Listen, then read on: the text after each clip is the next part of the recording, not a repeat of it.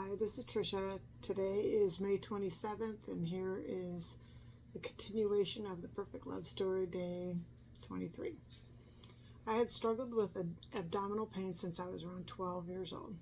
It appeared to hit me randomly and was debilitating, causing much missed school and a lot of discomfort. I did the full medical routine about every 2 years growing up, to no avail. Mike and I were somewhat used to it, but it was beginning to take a toll.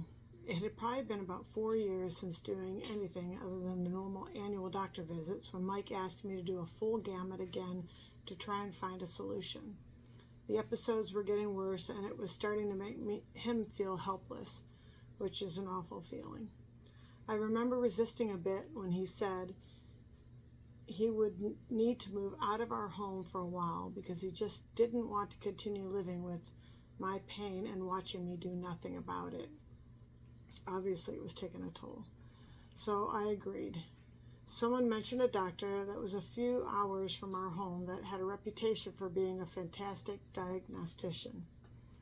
I honestly didn't care if it was a 10-hour flight, if I could get some answers. I had my appointment, and over a few-day period, I was poked, prodded, examined, scanned, monitored, analyzed, all fluids extracted, and results sent to a team of experts, including my gynecologist. I had taken the week off from work to have all this done. My GYN called me Thursday night and said he had me scheduled for exploratory surgery on Friday, which happened to be my birthday. I said, "Can't this wait?" He replied, "I know you. You took off a whole week's of work, and if you don't do this now, I'll never see you again for another year."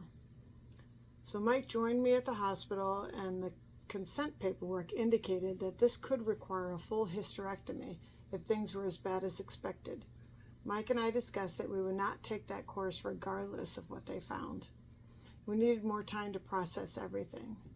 During the surgery, the doctor decided it was imperative that I have a hysterectomy and came out to get Mike's approval. Mike denied the option and said, "Do your best, Doc, to clean her up and get her in her best shape possible, but no hysterectomy." The surgery took several hours and ended with an overnight stay and a consult in the morning. The doctor apologized for misdiagnosing me for 3 years and said he'd never seen a worse case. He advised us that the disease would likely return, that I would have significant trouble conceiving, but that I should begin to try and get pregnant right away. I really didn't think I wanted children, but when a doctor tells you that you can't have a child, it puts things in a different light. Now it was both a challenge to prove him wrong and a medical concern affecting my life. I had a severe case of endometriosis, with the surgery consisting of the removal of 32 deep lesions, cysts, and polyps, and a prognosis that soon they would likely return. Mike and I decided to participate in aggressive fertility treatment. We were told that if we wanted children, we needed to do it now, and it also could cure the endometriosis. We followed the course to no avail. Many tests, drugs, and failure after failure. I was inseminated over 20 times and allowed many doctors and photographers into the room, which helped fund all the procedures. The endometriosis returned with a vengeance every year, which led to more surgery. Half of my time in surgery was spent removing scar tissue from prior surgeries. 3 long years later, I was stressed out and miserable, so we quit the program. It seems silly, and until you experience certain things, I believe it is impossible to predict your reaction. However, the intensity of that feeling that the person you love will never have children because of you almost made it feel like there was no other option available. Part of loving someone is wanting everything for them that they wanted. Mike reminded me that we went through this to resolve my medical issues and the pain, not to have a child. Although we fantasized about the idea of having children, having each other was more important to both of us.